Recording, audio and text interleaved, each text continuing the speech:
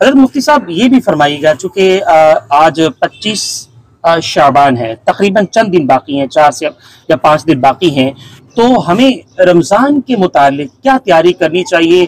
चूँकि हमें तो हदीस से मिलता है कि नमाज ऐसी पढ़ो कि समझो कि आखिरी नमाज है। क्या ये ऐसी बात ये मुनासिब है कि हम ये भी कहें कि रमज़ान ऐसे गुजारो गोया कि ये आपका आखिरी रमज़ान है? तो इस हवाले से आपकी जो नसीहत है या सुनने वालों के लिए नसीहत है, रमज़ान के लिए वो क्या तैयारी करें कि ये रमज़ान जितने भी बकिया रमज़ान गुजर चुके हैं उनसे बेहतरीन बन जाए? इस हवाले से आप हमारी रहनुमाई फरमा दीजिए। ये तो बड़ा आसान है जी, बड़ा आसान है, इतना मुश्किल भी नहीं जी। ईद की तैयारी सब करते हैं ना जी जी, कपड़े वगैरह हर चीज लेते हैं, नए कपड़े हों, नए जूते हों, और नया सुरमा हो, नई घड़ी हो, नई टोपी हो, सब तैयारी करते हैं कि नहीं? बिल्कुल सर। इसका आसान हल ये है, जैसे नबी अलैहिस्सलाम ने फरमाया, बुखारी शरीफ की रिवायत है, इसमें भी आता है, और कि नबी सल्लल्लाहु अलैहि वसल्लम से की जो रमजान के अंदर जो उनके अमाल थे वो और ज्यादा हो जाते, और ज्यादा हो जाते, सखावत और ज्यादा हो जाती थी, सदकात और ज्यादा हो जाते थे। ये आम दिनों में भी जी जवाद थे, सखी थे, ये जब रमजान आता तो और ज्यादा सखी हो जाते थे। जी। और हुज़ूर अलैहिस्सलाम ने फिर वो रिवायत जो है, अल्लाह रब्बुल इज्जत जन्नत को मुज़य्यन कर देते हैं, बनाते हैं, फरिश्तों को हुक्म देते हैं कि भाई जन्नत को खूबसूरत बनाओ, इसको नया कर दो, इसको साफ सुथरा कर दो।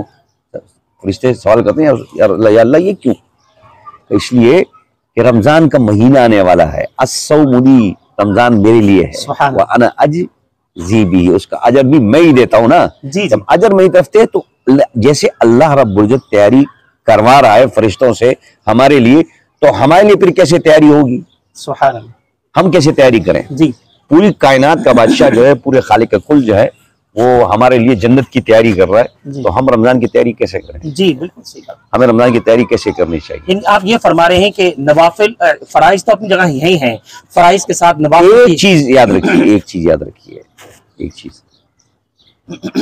सिर्फ और सिर्फ हम ये नहीं कहते हैं कि वो ज्यादा नवाफिल पढ़े, इसकी भी कोई जरूरत नहीं है किसी के ऊपर। हम कहते हैं कि यस्सिर वला तुअस्सिर, आसानी की बात करते हैं, ताकि आजकल उलमा पर ये बहुत ज्यादा ये डाला जाता है कि उलमा मुश्किल बनाता है, आप उलमा के पास जाते नहीं है। तो अब मिसाल के तौर पर आप किसी के साथ आपका ताल्लुक नहीं है और आप कहते हैं कोई मुश्किल बनाता है, ये सवाल गलत है। मेरा ताल्लुक उलमा से है, तो मैं देखो, मैं अपने आप को थोड़ा सा दुनियावी लिहाज पर रखता हूँ जी। मैं बजाते खुद अपने आप को तो दुनियावी लिहाज पे रखता हूँ, ठीक है ना। दुनियावी लिहाज से मुराद ये है कि कोई मुझे, आप ये भी कह सकते हैं फैशनेबल मूवी जी, कि फैशन करने वाला, या ये भी कह सकते हैं कि भाई मुफ्ती खुर्शीद साहब जो है वो थोड़ा सा मैं दुनियावी दुनियावी लोगों से ज्यादा बैठता हूँ, मैं दुनियावी लोगों के साथ मेरा उठना बैठना बहुत ज्यादा है, कारोबारी लोगों के साथ उठना बैठना मेरा बहुत ज्यादा है, और मैं उनके साथ कारोबार नहीं करता हूँ जी, लेकिन उठना और सिर्फ इस नियत से बैठता हूँ, सीखने की नियत से। दुनिया क्या है जी, दुनिया क्या है, मैंने देखी, दुनिया करीब से देख ली है कि दुनिया क्या है, ताकि लोगों के दरमियान बयान भी कर सकें। तो अब अगर एक काम कर ले, तहैया कर ले, हम रमजान, इस्तकबाल रमजान कैसे करें जी? अल्लाह से अहद कर लें, वादा कर लें कि अल्लाह, हमारा आपसे वादा है कि जिस रमजान में हम, रमजान से पहले हम गुनाह कर रहे थे ना, वो गुनाह हम छोड़ देंगे, और हमने आपके लिए छोड़ दिया।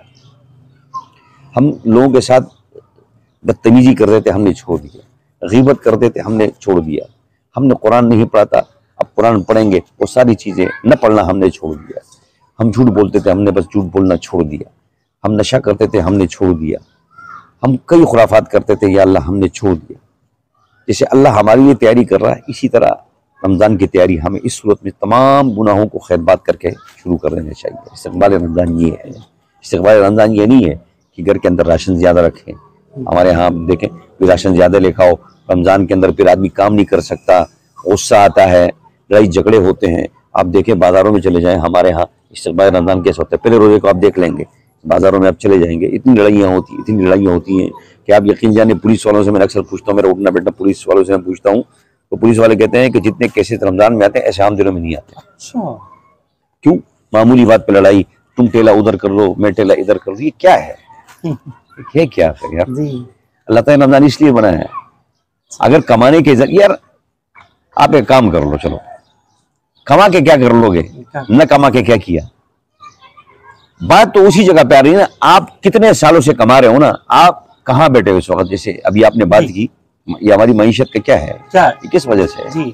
मूसा अलैहिस्सलाम के दौर के अंदर भी तो कहत आए थे ना, ये डिफॉल्टर आए थे सारे, ये सारी चीजें आई थी। उमर बिन खत्ताब के दौर के अंदर भी आई थी, सारी चीजें आई थी। ये मामलात तो हर ममलिकत में आई हैं, अमेरिका पर भी आई हैं, जर्मनी पर भी आई हैं, मलेशिया पर भी आई हैं, श्रीलंका पर भी आई हैं, किस किस मुल्क पे, इंडिया पर आई हैं। अब हिसाब लगा ले, सन 92 के अंदर इंडिया में इससे बदतर हाल था। आज उनके हालात मईशत के लिहाज से बेहतर है, इससे बुरा हाल था ना। लेकिन हमारे यहाँ इस वक्त आप नफसी नफसी के दौर में चल रहे हो। हमारे पाकिस्तान के अंदर जो लोग नफसी नफसी कर रहे हैं, बाप को अपना ख्याल है, बाप को बच्चों का ख्याल नहीं, बच्चों को बाप का ख्याल नहीं है। अब रमजान आ रहा है, आप रमजान की तैयारियों में लग जाए, अल्लाह से मांगना शुरू कर दें। और मांगे कैसे यार, मुफ्ती साहब के पास आकर या किसी मालदार के पास, मालदार आदमी के पास आप जाकर कर्ज मांगते, किस सूरत में मांगते हैं, आंखों में आंसू लेकर जाते हैं ना जी। जब मजबूर होते हैं आंखों में आंसू लेकर जाते हैं ना। कितने लोग मेरे पास यहाँ आते हैं, हज़रत हमारे घर में बड़ी मजबूरी है, रोज आते हैं। यही आंसू अगर ले जाकर अल्लाह के सामने हम रमजान के पहली रात को बहा लें, यार हैरानगी की बात यह है, किस निकालना नहीं देता है। ये कौन कहता है, कोई कहता नहीं, ये कौन है आखिर जो ये बात कहते हैं कि नहीं, अल्लाह देता है, लेकिन देने का कोई तरीका भी तो है ना।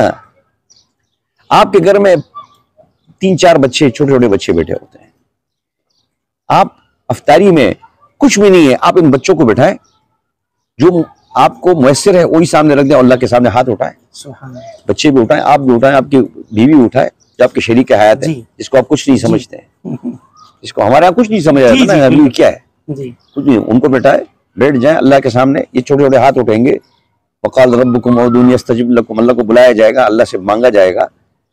पहले रमजान होगा, पहला रोजा होगा, दस्तरखान पे कुछ नहीं है, अल्लाह क्या ख्याल है, देगा कि नहीं देगा।